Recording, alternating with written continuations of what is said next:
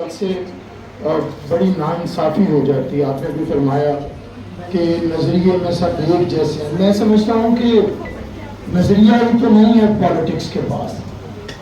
میں بتا دیتا ہوں آج کل روز ٹیلی ویژن پہ گفتگو میں نیریٹو کی بات ہوتی ہے بیانیہ کی کہ آپ کا بیانیہ کیا ہے اور بیانیہ تبدیل ہوتا ہے. یاد رکھیے نظریہ وہ ہوتا ہے جس کے لیے سیاسی رہنما اور سیاسی کارکن اپنی جان تک قربان کر دیتے ہیں, اسے نظریہ کہتے ہیں. اور بیانیہ وہ ہوتا ہے جس پہ نہ سیاسی رہنما کھڑا ہوتا ہے اور نہ اس کے کارکن کھڑے ہوتے ہیں.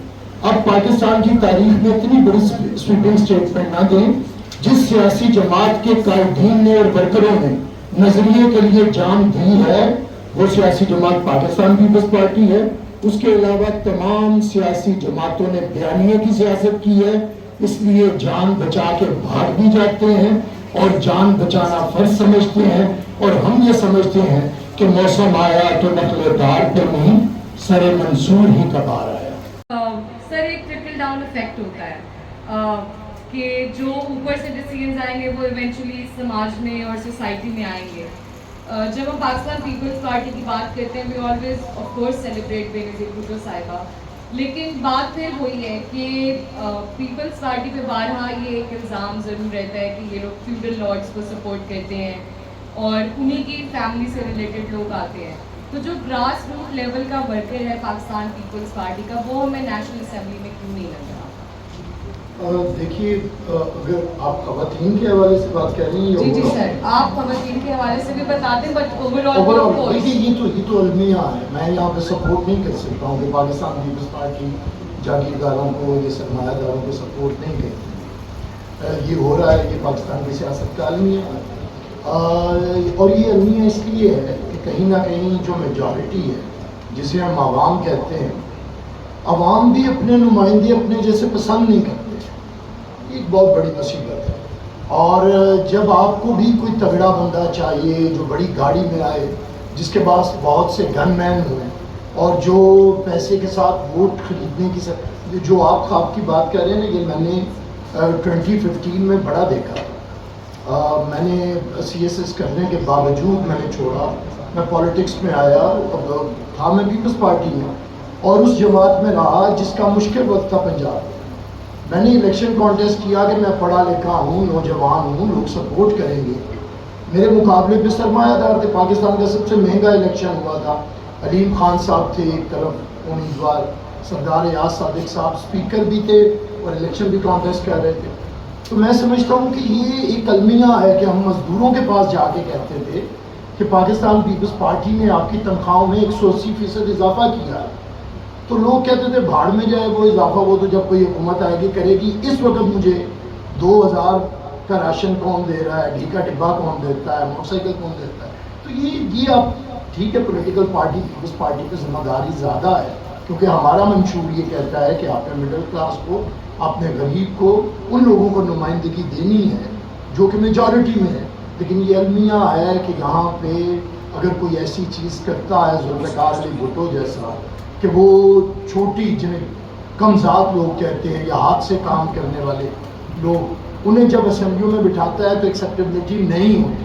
تو مجھے صرف ایک بات یہ پوچھا جاتا ہے یہ کیوں نہیں ہو سکتا کہ پیپلز پارٹی کے جتنے امیر لوگ ہیں وہ گراس روٹ لیول کے ورکرز کے لیے الیکشنز کو اسپانسر کرتے ہیں. یہ تو آپ وہ کہہ رہی ہیں نا جو نیچرلی ہو ہی نہیں سکتا. یہ تو تاریخ میں کبھی نہیں ہوا. اتنے اچھے امیر لوگ کہاں سے آئیں گے کہ وہ غریبوں کو سپورٹ کریں گے. جو امیر آدمی ہوتا ہے اس طرح ہے کہ وہ غریب کا خون چوسے گا تو امیر ہوگا. اس کے لیے بہت سے غریب ہوں گے تو وہ امیر ہوگا نا. تو آپ تو بالکل وہ ایک خواب کی بات کر رہی ہیں. ایسا خواب دیکھا جا سکتا ہے. دیکھیے ایک چیز ہے, بار بار پاکستان کے اندر, ابھی کھوسا صاحب نے بھی گفتگو کی, پاکستان کے اندر سب سے بڑا مسئلہ یہ ہے کہ اس سماج کو 75 سالوں میں ڈی پولیٹیسائز کیا جا رہا ہے. اس سماج کو پولیٹیسائز کرنے کی ضرورت ہے, اور جب سماج پولیٹیسائز ہوگا پھر میجورٹی کو میجورٹی کے حقوق ملیں گے. خواتین کو میں اس کے بالکل حق میں نہیں ہوں کہ یہ کوٹا سسٹم تو مجھے نہ تو کبھی میں اسے پسند کرتا ہوں, لیکن ٹھیک ہے کئی دفعہ آپ کو سپورٹ دینی پڑتی ہے. میں سمجھتا ہوں کہ پاکستان کے اندر جب آپ سماج کو پولیٹیسائز کریں گے اور میں پھر کہتا ہوں کہ بلدیاتی سیاست اس کے ساتھ اوپر آئے گی، اور بلدیاتی سیاست کرنے کا جتنا طریقہ یا گر خواتین کے پاس ہے وہ کسی کے پاس نہیں ہے۔ یہ ابھی پھر اگر بلدیاتی الیکشن ہوتے ہیں تو خواتین وہاں سے آ سکتی ہیں۔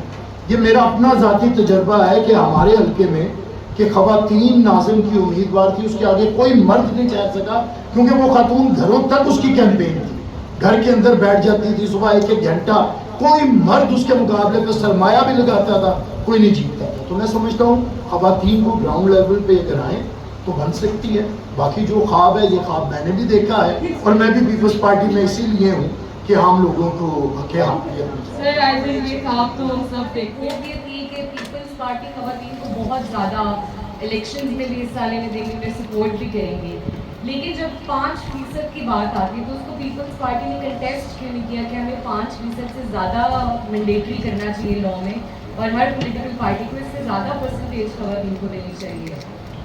بہت شکریہ جی۔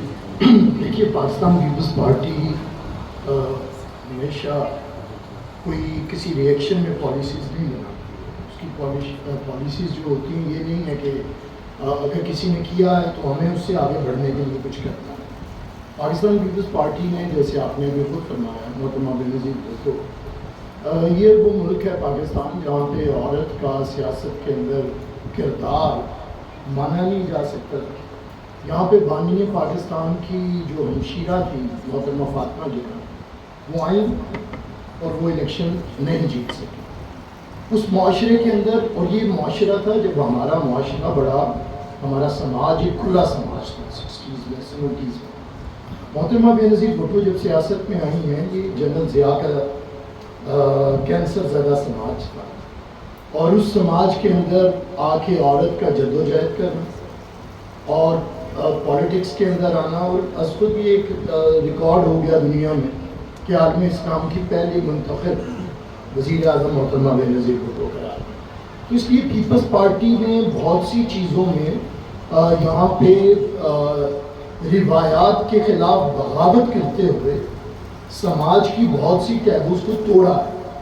اور محترمہ سے پہلے، محترمہ تو چلے وزیر اعظم بنی، بیگم نصرت بھٹو کا سیاست میں آنا اور ان کا مردانہ وار جس طرح، کیونکہ لفظ یہی ہے مردانہ وار، تو مردانہ وار جس طرح انہوں نے کیا اسے، تو میں ہمیشہ جب مردانہ وار کو کرتا ہوں تو کیونکہ میرا ذرا لٹریچر سے ہے تو میں مردانہ وار ادھر نہیں کہتا، ایک عربی کا لفظ ہے رجل، اور وہ جنس کے ساتھ نہیں ہے، وہ بڑا ایک خوبصورت لفظ ہے، وہ کردار کے ساتھ ہے۔